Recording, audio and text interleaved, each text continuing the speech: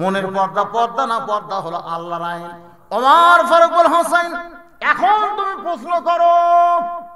এবার হোসেন বলবে, তুমি একা একা বসে আছো, তাই বলে মনে করো না তুমি একলা হয়ে গেছো। আমি হোসেন বড় একা। যে বলছে তুমি একলা বসে আছো মনে করো না, আমি হোসেন বড় একা। ওমর ফারুক কোনার ঘুরতে আমার এই বেটা তোর ডান পাশে আমি, বাম পাশে তোর বাপ বসে আছে, তুই একলা কেমনি হলি? হোসেন বলতেছে, আমার দুই পাশে দুইজন মহামানব দেহ নিয়ে বসে আছে, কিন্তু মনে মনে তোমার পক্ষ নিয়েছে। আপনারা বলেন তো ওমর ফারুক কার পক্ষে? আপনারা এত বড় আসনে কই বুঝলেন ওমর ফারুক কার পক্ষে, আলী কার পক্ষে, কিন্তু বসে আছে কোন পক্ষে? তার মানে কি বুঝলেন? নিরপেক্ষ নির্বাচন কমিশনার কারো পক্ষ নিবে না, এমন একটা চেয়ারে বসে আছে, যেই চেয়ারে বসে থেকে নিরপেক্ষ হওয়া দরকার কিন্তু পারবে না। মনে মনে পর্দার ওপার থেকে একটা দলের পক্ষ নিয়েছে। উপায় নাই রে, উপায় নাই রে, উপায় নাই, নিরপেক্ষ থাকার কোনো উপায় নাই। সবাই বলেন না কেন ভাই? উপায় নাই রে, উপায় নাই রে, উপায় নাই, নিরপেক্ষ থাকার কোনো উপায় নেই। এমনকি আল্লাহ নিরপেক্ষ নয়। আল্লাহ যদি নিরপেক্ষ হতো তাহলে কেন জান্নাত জাহান্নাম তৈরি করলেন? কেন বললেন একমাত্র ইসলাম ছাড়া অন্য কোনো ধর্ম আমি আল্লাহ পছন্দ করি না? তার মানে বোঝা গেল আল্লাহ মুসলমানের পক্ষে। জোরে কর কথা ঠিক কিনা? নিরপেক্ষ। আমি একটা চেয়ারম্যান দেখছি ঝিনাইদহে, নিরপেক্ষ প্রধান অতিথি, নিরপেক্ষ চেয়ারম্যান হিজড়া। কি এইবার একটা রংপুরের ডাল আছে ভাই, ওই মরদও না নারীও না, উই হলো নিরপেক্ষ। জোরে কোন কথা দেখতে না। তার নিরপেক্ষ মানে কি? আপনারা বলবেন হিজড়া। নিরপেক্ষ মানে কি? আরো জোরে জোরসে বলো। আজ থেকে কেউ তো না বলে আমি নিরপেক্ষ, আমি কোনো দল করি না। ওই কিন্তু দল একটা করে, হয়তো কর্মী লয়, কিন্তু মনে মনে সাপোর্ট করে। জোরে কোন কথা ঠিক না? নিরপেক্ষ বলে কোনো কথা নেই। কথাটা বুঝলেন? এইটুকু বুঝে ফজরের নামাজ জামাতের সাথে পড়া লাগবে। আজকের মতো আমি শেষ করলাম। সকলে ইস্তেগফার পড়ো। আস্তাগফিরুল্লাহ আল্লাযী লা ইলাহা ইল্লা হুয়াল হাইয়ুল কাইয়্যুম ওয়া আতুবু ইলাইহি লা হাওলা ওয়ালা। এই প্রশ্নের উত্তর পড়ে ফজর পড়া লাগবে জামাতে। বাটাম ফাটাবি রে, উত্তর দিবার জন্য টাইম আছে নাকি? সবাই দোয়া করেন। আল্লাহ যদি চাই, উনি আসার সাথে সাথে বলতে হুজুর আগামী বছর একটা ডেট দিবেন। আল্লাহ যদি চাই আপনিও ওয়াদা করেন যে রাত 9:30টায় তুলে দেবেন। না না না, শুনবি ফজর ফজর, না না এটা বলেন না, কখনোই না। রাত 12টার পরে কোনো ওয়াজই করা ঠিক না, কিন্তু তুলে দিতে দেরি করছেন, এই জন্য আমি আপনাদের সামনে কিছু সময় কথা বললাম। হ্যাঁ, সংক্ষেপভাবে প্রশ্ন হচ্ছে 1 নম্বর প্রশ্ন। শোনেন, 1 নম্বর প্রশ্ন হলো, 1 নম্বর প্রশ্ন একটু আমি করে প্রশ্নটা বলতেছি, উত্তর দেওয়া কি না তাহলে হবে না।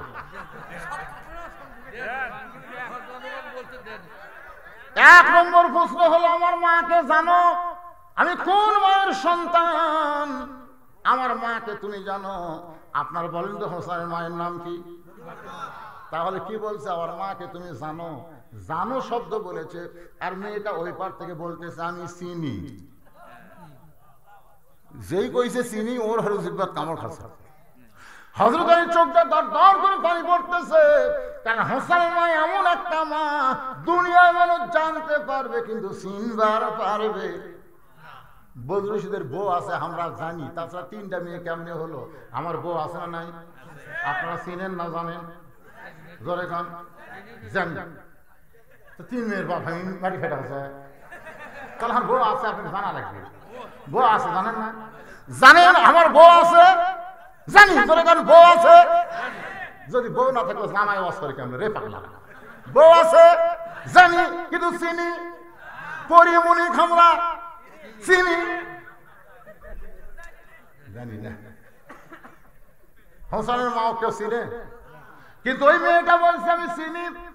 ওমর ফারুক জিব্বাত কামড় খাইছে, হযরত আলী চোখ দিয়ে পানি পড়তেছে, কারণ গভীর রাত্রে হযরত আলী কবরে দাফন করার পরে আল্লাহর কাছে বলতেছে, আল্লাহ আমার ফাতেমাকে তুমি কবুল করে নাও।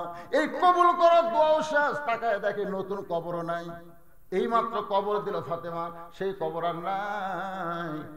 আলী কান্দের বলে, ফাতেমার কবর কোথায়? ফাতেমার কবর কে যেন বলতেছে, আলী রে, ফাতেমা হলো পর্দানিশী, আমি আল্লাহ জোহরা ডিগ্রি দিয়া তার কবরটাকেও কিয়ামত পর্যন্ত পর্দা করে দিয়েছি। আর মেয়েটা বলতেছে, আমি চিনি। আলী বলতেছেন, মা তুমি কেমনে চিনলে একটু শুনতে চাই। মেয়েটা বলে, হোসাইন আপনার মায়ের চোখের ভুরু জোড়া ছিল, আপনার মায়ের বাম গালে কালো একটা তিল ছিল, থুতুনির তলে লাল একটা দাগ ছিল। সঙ্গে সঙ্গে আলী বলতেছে, মা যা বলছিস বলছিস আর বলিস না, এই জায়গায় একজন পরপুরুষ আছে, সেই পরপুরুষের নাম হলো হযরত উমর। দেখেন হযরত উমর হলো পরপুরুষ। যা বলছিস বলছিস মা, স্বামী সন্তানের সামনে বলা যায়, কিন্তু পরপুরুষের সামনে আর বলিস না। তুই কেমনে বললি মা? আমি স্বামী হয়ে বলতে পারি ফাতেমার চোখের ভুরু জোড়া, কারণ রাসূল বলেছেন, কোন স্বামী যখন বউয়ের কপালে চুমা খায়, আল্লাহ খুশি হয়ে তার আমল নামায় একটা উমরা হজের সওয়াব দেয়। স্বামী রে স্বামী, তাই বলে আর প্রেমিক প্রেমিকের কপালে খাইস না রে। এই জায়গা চুমা খাওয়া লাগবে, একটা উমরা হজের সওয়াব। এখন বউ বলে চিন্তা করতেছে, আমার স্বামী যে বিড়ি খাওয়া খায়, ওই চুমা খাবার গেলে আমার তো পেটই খারাপ হয়ে যাবে। আল্লাহ রাসূল বলেছেন, চুমু খাওয়া বিবির গুরুত্বপূর্ণ একটা সুন্নত, তবে চুমু খাওয়ার আগে মুখটা পরিষ্কার করো, মুখের দুর্গন্ধ রাখবে না। দরকার হলে বড়ি পাতা চাবিয়া খাইয়া, বড়ির পাতা দরকার কিসের পাতা, চাবিয়া খাইয়া খাইয়া এক গ্লাস পানি খাওয়া, মুখের সমস্ত দুর্গন্ধ আল্লাহ দূর করে দিবে। বাম গালে কালো একটা তিল ছিল, স্বামী হিসেবে বলতে পারি, তুই কেমনে বললি থুতুনির তলে লাল একটা দাগ? সঙ্গে সঙ্গে মেয়েটা বলে, হোসাইন ওই রোমের জেলখানার মধ্যে সকালবেলা 3টা করে চাবুক, বিকালবেলা 3টা করে চাবুক মারতো। ওই চাবুক মারতে মারতে এক সময় আমার দেহ ঘা হয়ে গেল। এরপরে ঘায়ের উপর যখন চাবুক মারে, আমি বিরক্ত হয়ে বললাম, আল্লাহ কোন দোষে সকালবেলা 3টা করে চাবুক মারতেছে, বিকালবেলা 3টা করে চাবুক মারতেছে? তুমি আছো আসমানে আর নবী আছে মদিনায়, এই রোমের জেলখানায় এই দুঃখী নারীকে দেখার মতন কেউ নাই। এই কথা বলে যখন ঘুমায় গেছি, মেয়েটা হলো, হোসাইন রে, ওই ঘুমের ঘরে স্বপ্নে দেখতে পাই একটা নূরের পুতুলি আমার পাশে বসে বসে কাঁদতেছে। আমি স্বপ্নে বললাম, কে গো আপনি? জান্নাতের হুরি না বেহেশতের পরী? আমার কপালে চুমা দে বলে, মা আমি জান্নাতের হুরিও না বেহেশতের পরীও না, আমি হলাম জগৎ বিখ্যাত মা ফাতেমা। আমি সঙ্গে সঙ্গে তার চেহারার দিকে দেখলাম, হোসাইন রে, চোখের ভুরু জোড়া দেখেছি, বাম গালে কালো একটা তিল, থুতুনির তলে লাল একটা দাগ দেখতে পাই। হোসেন চিল্লা করে, 1 নম্বর প্রশ্নের উত্তর যেমন আশা করেছিলাম তার চাইতে 100 গুণ তুমি সুন্দর দিয়েছ। ওমর ফারুক বলতেছে, আলী ভাই আমার ঘরটা আল্লাহ কবুল করছে। হোসেন বলতেছে, কেবল 33%, 99 না পাইলে আমি তো বিয়ে করবো না। এবার ওমর বলে, হোসেন তাহলে 2 নম্বর প্রশ্ন করো। হোসেন বলতেছে, রে আমার 2 নম্বর প্রশ্ন হলো, 6 বছর বয়সে ইমানটা তুমি কেমনে পাইলা? তোমার দাদা খ্রিস্টান, তোমার বাপ খ্রিস্টান, যেই দেশে তুমি জন্ম নিছো দেশটা হলো খ্রিস্টান, তাহলে খ্রিস্টান দেশে ইমান তুমি কেমনে পাইলা? আপনারা ইমান কেমনে পাইলেন? এই দেশ হলো একটা পশুরামের দেশ। ধরে কারণ কি রাম? আপনারা জানেন মহাস্থানে কি ছিল? পশুরাম। এই পশুরামের রাজত্বকে খতম করছে সুলতান বলকি মাহিসওয়ার। উনি কি জিকির করে না জিহাদ করে? আর আমাদের পাগলারা বৈশাখের শেষ বৃহস্পতিবার গাঁজা খায়। একজন বলছে, বাবা ইল কি? ইল তো বুঝবার পারতেছি না, ইল কি? ইল কি যদি বুঝবার চাও 1 কলকি গাঁজা খাও।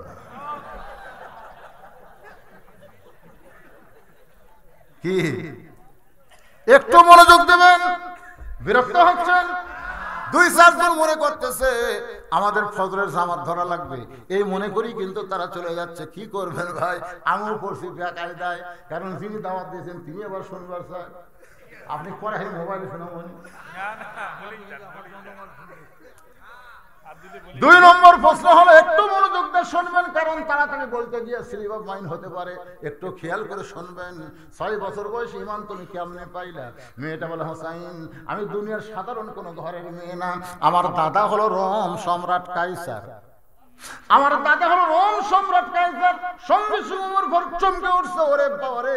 সেই সময় 2টা পরাশক্তি, একটা হলো রোম, একটা হলো পারস্য। পারস্য হলো কিসরা আর রোমের হলো কাইসার। মেয়েটা হলো কাইসারের নাতনি।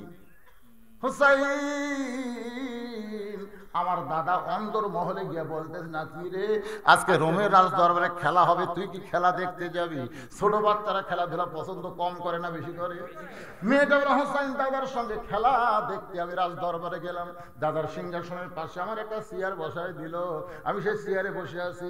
আমার দাদা বলে, ওই যে খেলা দেখ। আমি তাকায় দেখি একটা মানুষের চোখ কালো কাপড় দিয়া বাঁধা, ওই মানুষের 2টা হাত রশি দিয়ে বাঁধছে, পায়ের দিকে তাকায় দেখি লোহার শিকল দিয়া পাটটায় দিছে। আমার দাদা বলতেছে ওইটা হলো খেলা। আমি তখন বললাম, দাদা আমি একটা মানুষকে দেখতে পাই, ওই মানুষটা কেমনে খেলা হবে? আমার দাদা বলতেছে, ওইটা মানুষ না রে, ওইটা মানুষ না রে পাগলি, ওইটা হইল মুসলমান। মেয়েটা বলে, হোসাইন আমার দাদা বলতেছে ওইটা মানুষ না রে, ওইটা হলো মুসলমান। আমি তখন বুঝতে পারলাম খ্রিস্টান জাতেরা মুসলমানকে মানুষ মনে করে না। জোরে কোন কথা ঠিক না? সেই খ্রিস্টান আমেরিকা বাংলাদেশের গণতন্ত্র নিয়ে কথা বলতেছে। বিএনপি কয় আমেরিকা আমাদের সাথে আছে, আর আওয়ামী লীগ কয় ভারত আমাদের সাথে আছে। একবারে কয় না আল্লাহ আমাদের সাথে আছে। কোন বিজয় যদি অর্জন করতে চান সূরা নসর পড়েন, ইজা জা আনাসরুল্লাহি ওয়াল ফাতহ ওয়া রাআইতান নাস ইয়াদখুলুনা ফি দীনিল্লাহি আফওয়াজা। কোন বিজয় অর্জন করতে গেলে ভারত লাগবে না, আমেরিকা লাগবে না, আল্লাহর সাহায্য লাগবে। জোরে কোন কথা কন না। আমরা এগুলা ভোটাভুটি বিজয় চাই না, আমরা কোরআনের বিজয় চাই। জোরে কোন ঠিক? একটু মনোযোগ দিয়ে শুনেন। আমার দাদা বলে, ওই যে তাকায় দেখ। আমি তাকায় দেখে একটা আগুনের চুলা দাও দাও করে আগুন জ্বলতেছে। আমার দাদা বলতেছে ওই মুসলমানকে আগুনের মধ্যে ফেলে দেব, মুসলমান পুড়ে ছাই হবে। আজকের খেলার নাম হলো মুসলমান মারার খেলা। আমি তখন বললাম, দাদা ওই মুসলমানকে মাফ করা যায় না, ওই মুসলমানকে আগুনে না পুড়ায় কি মাফ করা যায় না? আমার দাদা বলে, 100 বার মাফ করা যায়, যদি একটা বারের জন্য বলে আল্লাহ রাসূল মানি না। শুধু বলবো আল্লাহ রাসূল মানি না, সঙ্গে সঙ্গে হাতের বাঁধন খুলে দিব, চোখের বাঁধন খুলে দিব, পায়ের শিকল খুলে দিব। কারণ এগুলো বাঁধছি আসলে মুখটা আমি বাঁধি নাই, মুখটা খোলা আছে। তাহলে একটা বারের জন্য বলি আল্লাহ রাসূল মানি না। মেয়েটা কাছে গিয়ে বলতেছে, ও মুসলমান তুমি কি দেখতে পাও তোমাকে পোড়ানোর জন্য আমার দাদা আগুনে